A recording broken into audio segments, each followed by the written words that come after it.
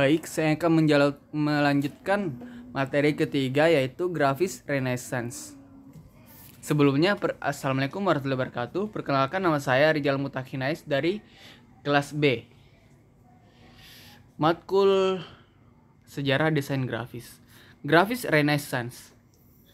Grafik Renaissance merujuk pada cetak yang dikembangkan sama periode Renaissance di Eropa, khususnya di Italia, pada abad ke-15 hingga awal abad ke-16.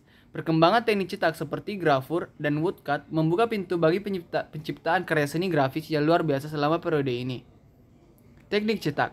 Teknik cetak dibagi menjadi dua teknik, yaitu woodcut, silografi, dan gravur, engraving.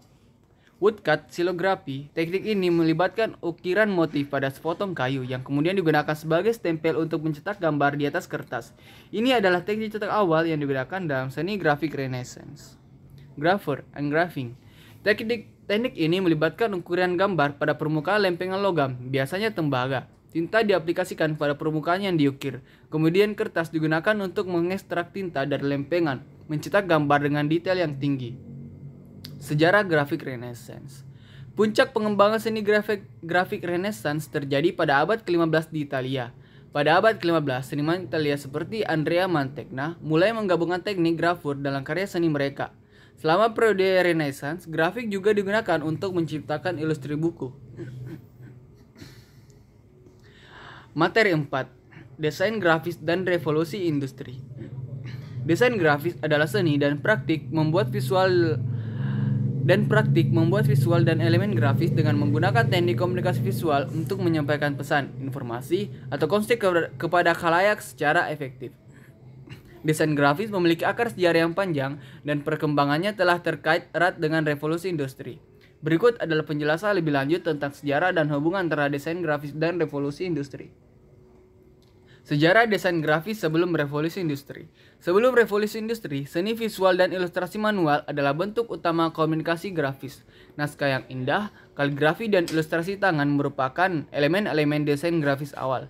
Meskipun buku dan dokumen grafis telah ada sejak zaman kuno, perkembangan teknik cetak pertama yang signifikan adalah pengembangan cetakan kayu atau woodcut di Tiongkok sekitar abad ke-9 dan kemudian di Eropa. Revolusi industri dan perkembangan desain grafis. Revolusi industri yang dimulai pada abad ke-18 di Inggris mengubah masyarakat dan ekonomi secara fundamental dengan pengenalan teknologi baru dan produksi massal. Revolusi industri dan perkembangan desain grafis memiliki dampak besar pada perkembangan desain grafis. Dan ada 4, yaitu perkembangan teknik cetak, peningkatan literasi dan perdagangan, revolusi fotografi, munculnya iklan modern. Yang pertama itu perkembangan teknik cetak. Pengembangan teknik cetak. Revolusi industri menyaksikan kemajuan teknologi cetak yang signifikan. Teknik gravur atau engraving dan litografi menjadi lebih umum digunakan. Teknik cetak ini memungkinkan reproduksi gambar dan teks dengan kualitas yang lebih baik daripada metode cetak sebelumnya. Peningkatan literasi dan perdagangan. Perkembangan sistem pendidikan, peningkatan tingkat literasi, dan pertumbuhan perdagangan internasional menghasilkan permintaan yang lebih besar untuk materi cetak seperti buku, surat kabar, dan iklan. Revolusi fotografi. Penemuan fotografi pada abad ke-19 membawa perubahan besar dalam desain grafis. Fotografi memungkinkan penggunaan gambar yang lebih akurat dan realistis dalam media cetak. Munculnya iklan modern. Perkembangan iklan modern dan branding dimulai selama revolusi industri. Perusahaan mulai menggunakan logo, poster, dan materi cetak lainnya untuk mempromosikan produk dan layanan mereka. Desain produk dan kemasan. Perkembangan industri juga memunculkan kebutuhan untuk desain produk dan kemasan yang menarik. Ini mencakup desain label, kemasan, dan materi promosi.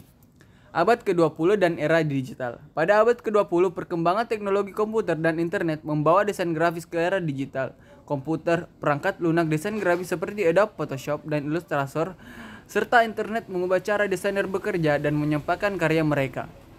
Desain web, animasi, desain interaktif, dan multimedia menjadi bagian penting dari disiplin desain grafis modern. Baik, sekian dari saya. Wassalamualaikum warahmatullahi wabarakatuh.